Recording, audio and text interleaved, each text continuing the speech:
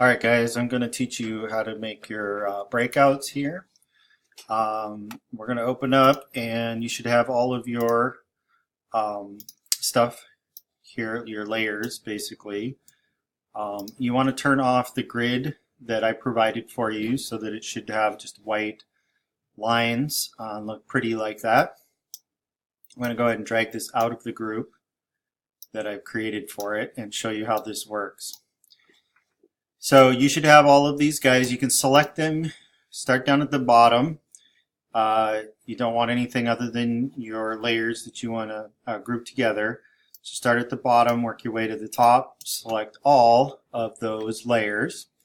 And then what we're going to do is we're going to go on to this little toggle up here. It's this breakout here, and you're going to say new group from the layers that you've selected. You can title this anything you want, and it should group together. I did group 1, and you'll see now all of those wonderful things all are under the same group. I have lots of different ones here that I've created. I'm going to get rid of a few of these. You can see that as I've duplicated them out, and I'll show you how to do that here. You grab this layer, select it, and you can duplicate that group. Okay. So once you've duplicated it, call it whatever you're going to make, monochromatic, complementary, split complementary, whatever you're going to do for your 4 breakouts. And I don't care if you do monochromatic, you do the ones on my list, or you can make different breakouts. So you could do like primary colors. You can do any of them, just as long as there's 4 of them there. And I'll just make this group 2 for right now to show you that you can duplicate it and see that it's all the same layers. It's duplicated. You're going to take that group and you're going to come up here and you're going to do your edit free transform. We've transformed images before, so this should be pretty straightforward. You'll see that it's doing the whole group, and you can transform that whole group. Okay. Leave the big one in the middle there, but you can come up here to the top. You'll see that you have an option for your width and your height. So you could type in a height of 25%, make them equal. You'll see that about 25% works good when you get 4 across the bottom here. And you're just going to set that there and place it into place by hitting the return button. And you'll see that now that's its own thing. And you got that. So you could duplicate this group again. Go and duplicate the group. Hit OK. And take that group that you just duplicated and move it on over. I'm using the arrow over key. Keep it nice and in line.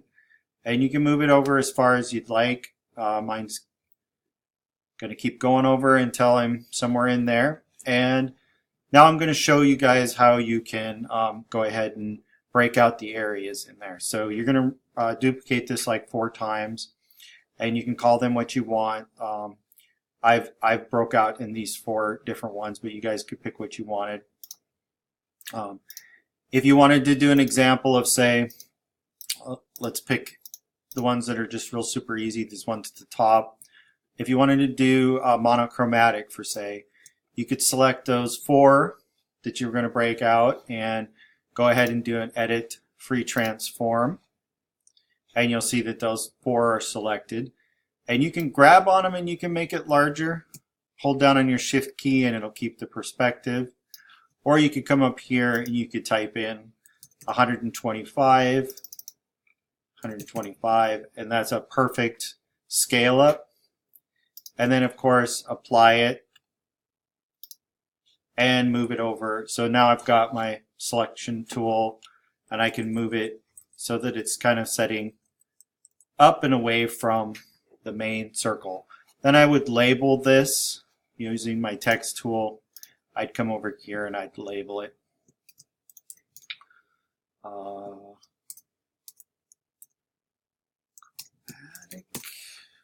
And you can't see it because it's white. So I'm going to change the color to black. And my font size is really big. So I'm going to change my font size, and I can change my font as well if I'd like to. So I could come up here, select a different font for it. I probably want to do something fairly straightforward. Let's see if I can find a straightforward one, like Arial. Something like that. And then move that to over the top of it like that. And then you're going to do that 4 times. So you'll have your breakouts. If you wanted to do on your first group there, maybe you wanted to do split complementary, you're going to use the same red, and you're going to go across. You got to find your layers that you want to do, so you got to move down until you find the layer that's complement, which would be straight across from it. Bingo. So 6 is straight across from 12. That makes sense. So where'd I go? I select those areas, and I can do them at the same time. You can come up and do 12 as well. 12. Oops, I did all of them. 12. And you can do 6 as well.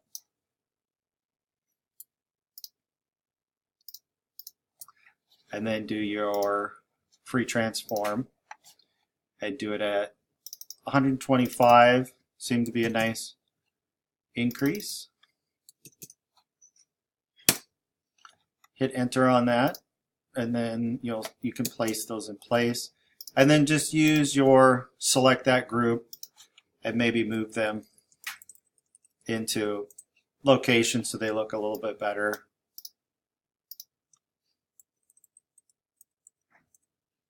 Using the arrows to do that. And then I could call that, split, or that could be complementary colors right there across from each other. Create a split complementary, and then you get to choose. You can do stuff like this one here. That one's a good one. So these are, the students selected these 4 to split out, and those look pretty good. So if in the end yours looks like that, then you've done a good job. This is after you've finished your full color wheel, which is due on Thursday. So finish up on those 4, and then save that out and make sure your name is on it before you submit it to me, and that will be a finished assignment.